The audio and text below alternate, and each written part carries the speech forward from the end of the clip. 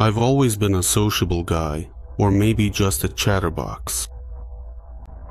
I never got tired of talking, loved discussing the latest news, the weather outside, or could chat about pets. I enjoyed hearing what people were interested in, what was new with them, what made them happy or upset. Like a sponge, I soaked up other people's stories and shared details of my own life. I remember in summer camp, the guys I shared a room with would pretend to be asleep in the evenings just so they wouldn't have to listen to me. But I never took offense. I get it myself. I can talk anyone's ear off. I wish I could meet someone as chatty as I am. We'd talk non-stop around the clock until our tongues fell off. In our building, even the dogs knew who I was. Whenever I went outside, I greeted everyone I met. Once, I nodded to an old man sitting on the bench by the entrance. "Hello, Uncle Jaeger." "Hello, Stepan." "Hello," the neighbor replied, his dry, wrinkled face breaking into a smile. He was a kind old man, walked with a cane, wore a hearing aid, and often talked about his beloved grandchildren. I walked on and saw a woman carrying a bag full of groceries. "Hello, Tatyana Mikhailovna." "Hello, Stepan," the neighbor nodded back. She used to be my kindergarten teacher. A good woman, very patient. She put up with my endless questions. How? Why? Where from? I trudged on and saw the twin sisters, Christina and Karina. They were walking toward me. "Oh, hi, Stepan," one of them shouted. "Hi," the other waved with a smile. They didn't know me very well, so they were happy to see me. Usually, kids my age tried not to attract my attention and, spotting me from afar, looked for ways to avoid me so I wouldn't talk their ears off, or they'd slip past pretending they were in a hurry and didn't have time. But these girls had only recently moved into our building from another part of the city. They hadn't had time to get tired of my company yet. I liked Christina and Karina, even though I still couldn't tell them apart. Both were red-haired with freckles, always smiling like two little suns, and both had braces that sparkled on their teeth. Those things must be terribly uncomfortable, but I always thought they looked nice. I stopped to chat with them. I asked where they were coming from, what was new, what their plans were. And before I knew it, I started saying my thoughts out loud. I was rambling about everything, staring at their sparkling braces. I should probably fix one of my canines too. Can you imagine? I had a baby tooth pulled as an adult. It got stuck between two molars, so it never fell out, and the canine grew in behind it. So now all my teeth are straight except for that one crooked one. See? I bared my teeth for emphasis. Yours look fine. It's barely noticeable, said either Christina or Karina. Do braces really get in the way that much? I asked. They're only uncomfortable when eating. All the food gets stuck in them. Other than that, nothing's really changed.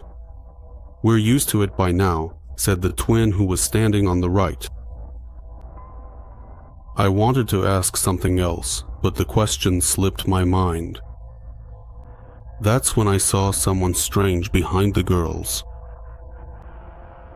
In the distance, behind the bars of the school fence, stood someone odd, a monochrome person, colored like a storm cloud.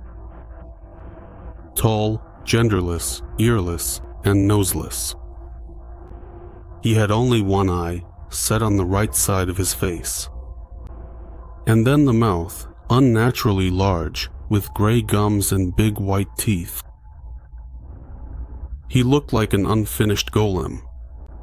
Not a single hair on his head, a body with no definition, just one eye and a smile. "Who is that?" I said, looking past the girls.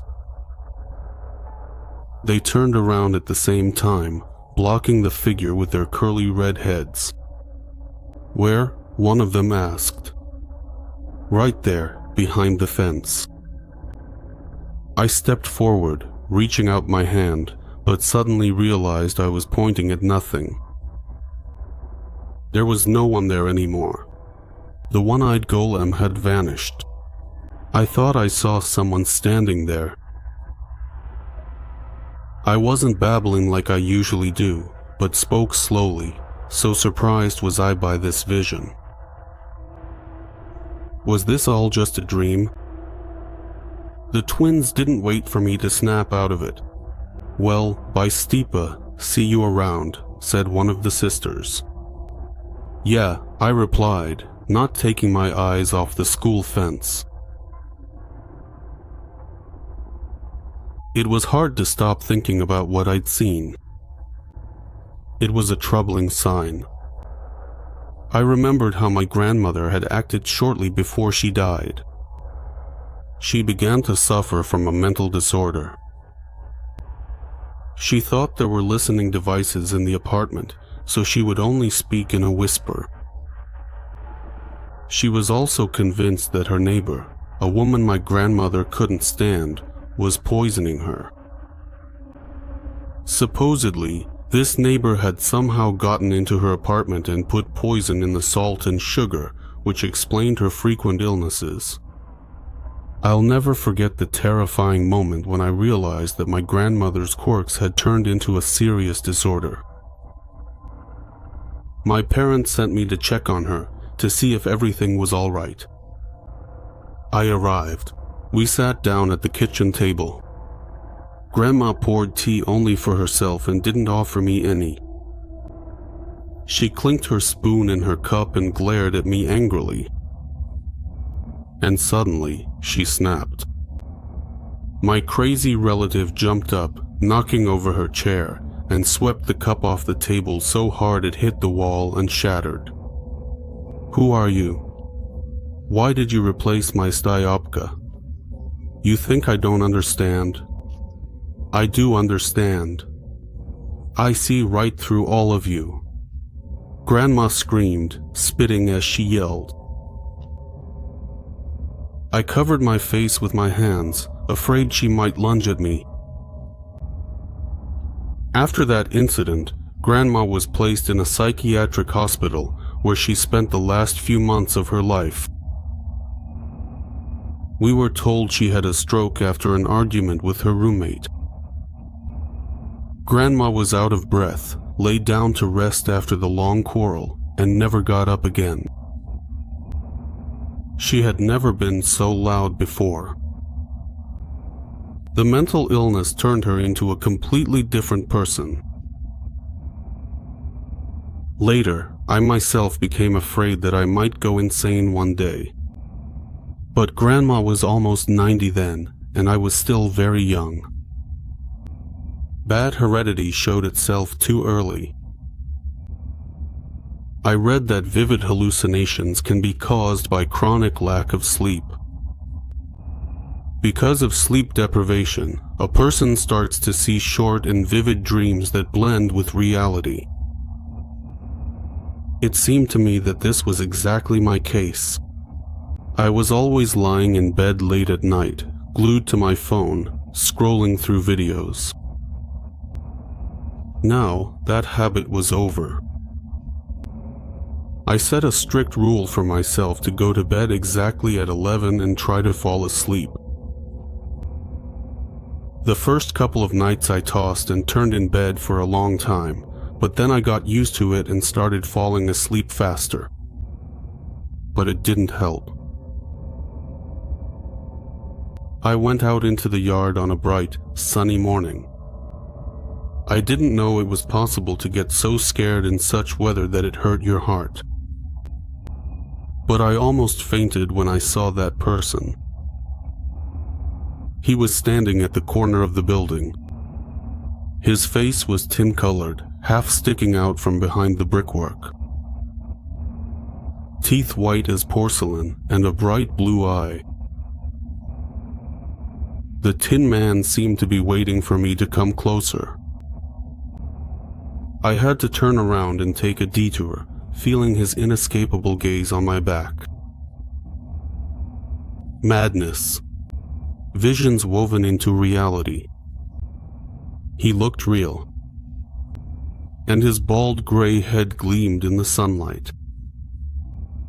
Too vivid an image for a hallucination. Or is it? Maybe madmen can't tell delusion from truth because there's no visible difference.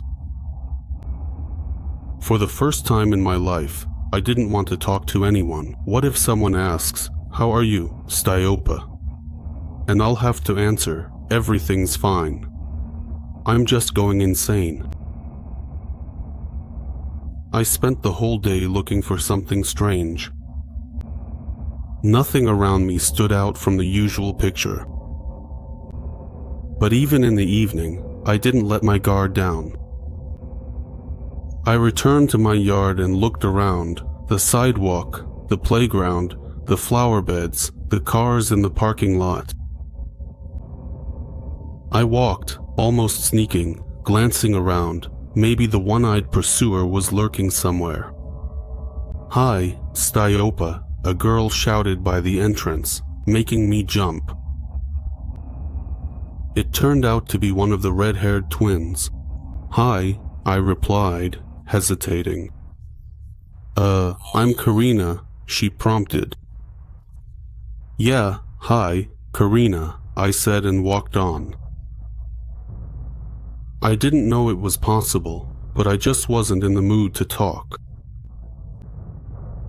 Glancing around, I entered the building, was about to go up to my floor, and then I saw him.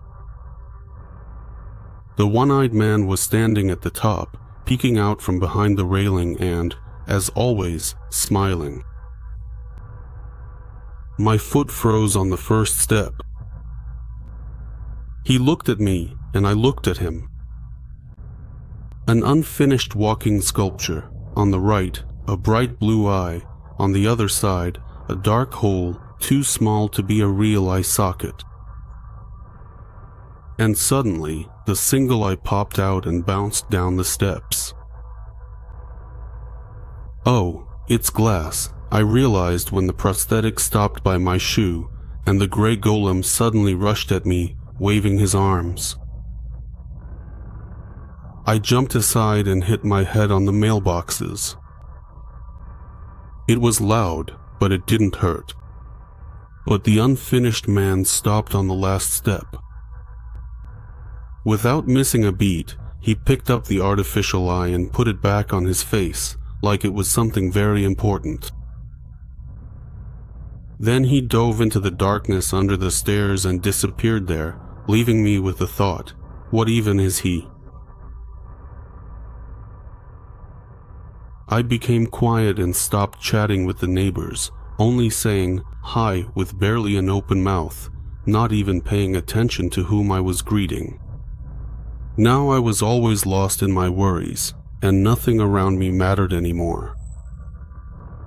All I could think about was how to tell my family what was happening to me.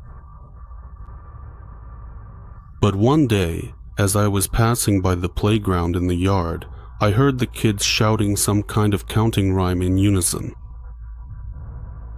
The blind weirdo once found an eye at the dump. Even if it's fake, at least it's pretty. I stopped. What kind of game is that? The blind weirdo, the fake eye. For little kids were having fun by the sandbox. One boy stood with his eyes closed and fists clenched, while the other three tickled him and shouted together, 1, 2, 3, 4. The kids tickled their friend's neck, armpits, and knees, reminding him of the rules. You can't block yourself. Come on, just endure it." The boy's face twitched, but he didn't make a sound until his friends finished counting to 20. "Hey, guys," I said. "What are you playing here?" The boys lined up in front of me, like kids caught misbehaving by an adult. They looked at my face intently, as if trying to figure out why I was asking them that. All these boys were about 5 years old.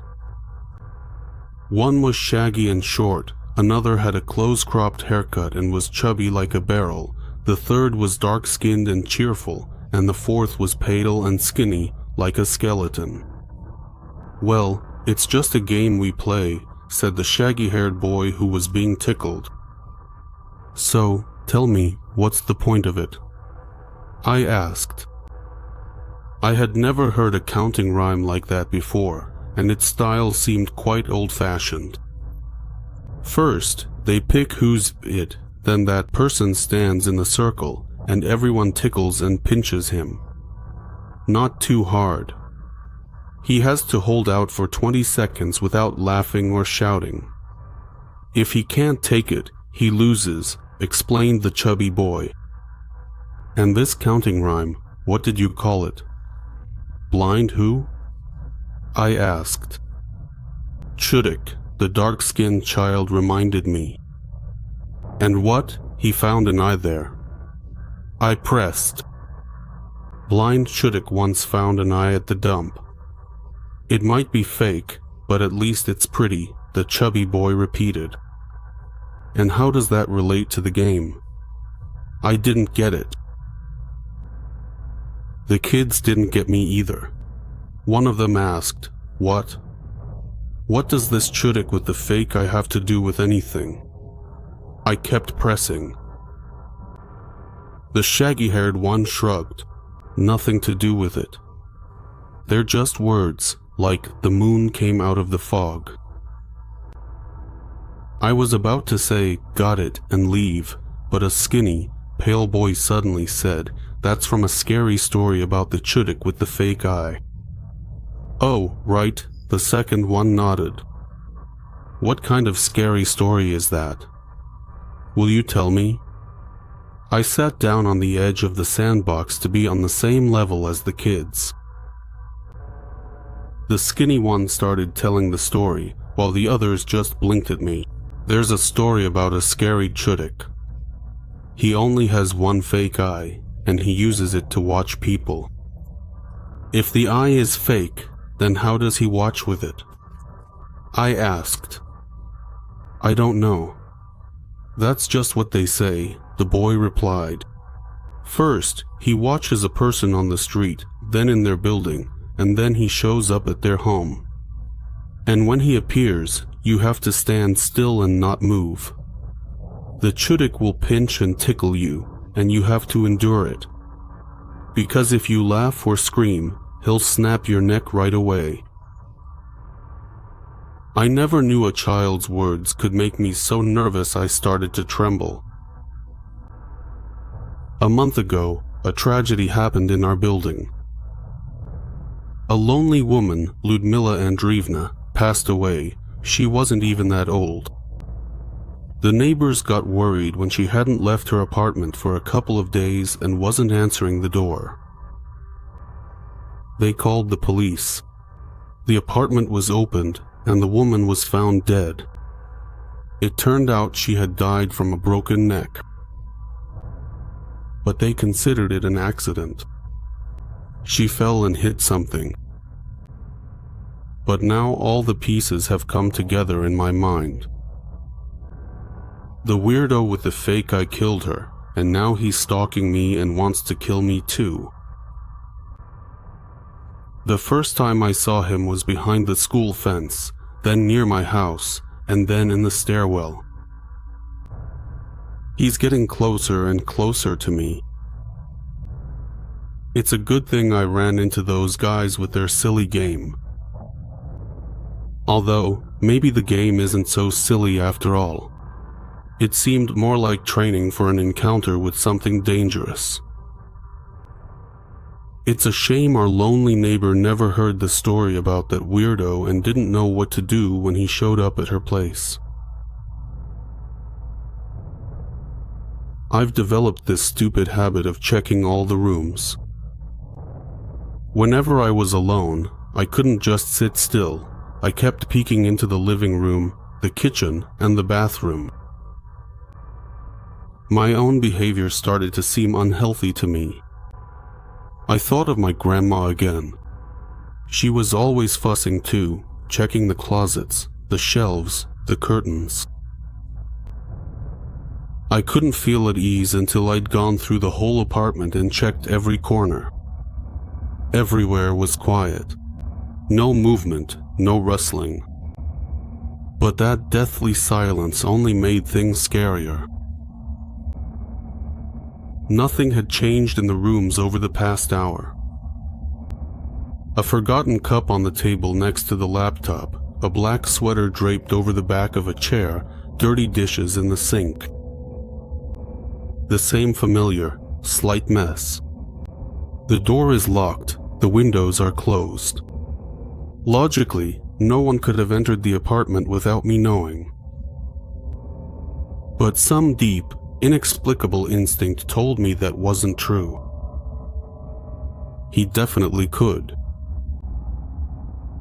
The blind weirdo, as the kids called him, could show up from anywhere, materialize out of thin air, emerge from a shadow.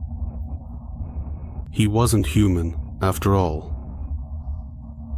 Locked doors didn't help Ludmila Andreevna. Tired of aimlessly wandering around the apartment, I decided to keep my hands busy by washing the dishes. I carefully soaked and wiped the plates, cups, and cutlery. In the process, I managed to calm down a little. The tension subsided. But the moment I turned away from the sink to grab a towel, he appeared in front of me. He just appeared, as if he jumped out of the floor. The one-eyed man stood face to face at arm's length. I almost said, "Ouch," but the sound stuck in my throat like a lump. No, you can't. I had to stay silent and not move. The weirdo was smiling. That expression on his lips was a frozen, spasmodic grimace, not a real emotion. I couldn't feel his breath because he wasn't breathing. Only the blue iris of his glass eye shone as if it were alive. Maybe it was just the play of light, but it seemed to me that his glass eye moved slightly, as if it really could see something. This was the hardest ordeal of my life. I, the eternal chatterbox, had to endure it without uttering a single word or sound, hiding my emotions deep, deep inside. Even though I was terrified, wanted to scream, call for help, run away. But I stood my ground. The Tin Man was testing me. He shifted from foot to foot, tilting his head now to one shoulder, now to the other, examining me with his fake eye. He teased me with a fake smile. A nervous laugh almost escaped my throat. I had to keep telling myself, calm down, calm down. Take it easy. On the outside I was unreadable, but inside everything was trembling. Every second dragged on like an eternity. His hand, absurd, puffy, like a toy's, slowly circled around my body. The one-eyed man picked up a fork from the countertop. He twirled it in his fingers, brought it up to my nose, and I swallowed, feeling the saliva slide down my dry throat. The sharp prongs of the fork touched my cheek, slid along my jaw, and moved down my neck, lightly scratching the skin. I wanted to hit the freak, to shove his hand away so he wouldn't dare touch me. but I knew what would happen if I made a move. He would break my neck. I had to endure it. The fork's tines stopped on my right shoulder. The one-eyed man pressed down. A sharp pain shot through my body. Endure, endure, endure. I screamed in my mind, trying not to lose control. Slowly, the metal pierced my skin. The one-eyed man pressed harder, the tines digging deeper into my muscles. The glass eye stared straight at me. 1, 2, 3, 4, I counted to myself, trying to distract from the pain. The fabric of my t-shirt on my shoulder grew damp, soaked with blood. 11, 12, 13. The one-eyed man kept pressing. I wanted to back away, but there was nowhere to go. I was trapped between him and the sink. This wasn't any kind of tickling, it was real torture. It hurts, it hurts. 19, 20. Come on, stop it. The feelings, the words, all of it was locked inside, clamped down by self-control, hidden behind a mask of calm. My face stayed expressionless, my gaze unfocused. A little more, and I wouldn't have been able to take it. But suddenly the chubby hand pulled away, and the little weirdo silently left the kitchen, disappearing through the doorway without a sound. I took a breath. My head spun from the oxygen. I endured. The game was over. I did it. The punctures on my shoulder had swollen and become inflamed. Every movement of my arm sent a dull ache through me. For several days I suffered, but then it got a bit easier. The wound started to heal. The one-eyed guy never showed up at my house again and didn't follow me on the street. By disappearing, it was as if he acknowledged my victory. And really, if it weren't for those neighborhood boys, I never would have figured out what kind of game that weirdo had dragged me into. They were just little kids, but I wanted to meet them, to thank them for that accidental hint. They saved my life. One morning I went outside and headed to the playground, but there was no one playing there. The merry-go-round stood still. The sandbox was empty. All right, I'll see them next time, I thought. And then, behind me, I heard cheerful voices. Hi, Stepan. Hi. I turned around. Standing behind me were my acquaintances, the twin sisters Christina and Karina. They were wearing different sweaters. Their hair was styled differently, but I still couldn't tell which one was which. They seemed absolutely identical. Hi, girls. I replied cheerfully, feeling my old lightness and desire to talk to people return along with my smile. The shadow of terror that had been haunting me all these days had finally lifted. "What are you doing?" one of the twins asked curiously, tilting her head to the side. "Oh, nothing much.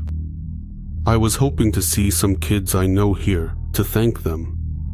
They helped me out with something recently," I replied. "What kids?" the other twin asked. "Well, they were little," I began. And suddenly, I paused to think. Come to think of it, who were those kids, really? I know everyone in our yard, whose son is whose daughter is whose. But these were completely unfamiliar kids. Maybe they came from another street, but do people really let such little kids go anywhere alone these days? Strange. They showed up at just the right moment and caught my attention with that counting rhyme. and I was so confused that I didn't even think about it at the time. Who were they, really? Guardian angels sent to help me, or just random kids? Either way, I'm grateful to them. Girls, have you heard about the one-eyed weirdo? I asked, wanting to warn them. It's like a scary story, you know, an urban legend. I'm not into that stuff anymore, said one of the twins, wrinkling her nose a little. Yeah, we've had our share of tough times. A lot of scary things have happened to us, her sister added quietly, lowering her eyes. There was a hidden pain in their words, so I didn't ask any more questions and just said, but still, if you see anyone strange around here, make sure to let me know, okay? The twins nodded and promised to keep me informed. We chatted a bit more about random things and then went our separate ways. It seemed like life had gone back to normal. I had already started to forget about the one-eyed man. I was walking through my yard, as usual, greeting everyone I met. Hello, Tatiana Mikhailovna, I called out to my neighbor as she was coming out of the building. Hello, Stepan, she replied, smiling. Hello, Uncle Jaeger, I greeted the old man sitting on the bench. But he didn't look cheerful at all. He looked at me with sad, cloudy eyes and asked, Stepan, did you know Sasha, Mikhail Vitalievich's son? Of course I knew him. What happened? I immediately grew wary because the old man was talking about that guy in the past tense. Sashka was that tall, arrogant guy we went to school with. I can't say he was ever kind to me. He often talked to me like I was the village fool, but I never held a grudge against him and didn't want to hear any bad news about him. He died yesterday, the old man moaned. Such a young guy. You two are the same age. How did he die? I asked, afraid to hear something terrible. They say he broke his neck, Uncle Jaeger whispered. Just like our Ludmilla, remember? I nodded. How could you ever forget something like that? The one-eyed man spared my life, but he hadn't lost interest in this deadly game. I should tell everyone, warn each and every person. Maybe there's a reason I'm so outgoing. It's not just a bad habit, but a gift that will finally do some good.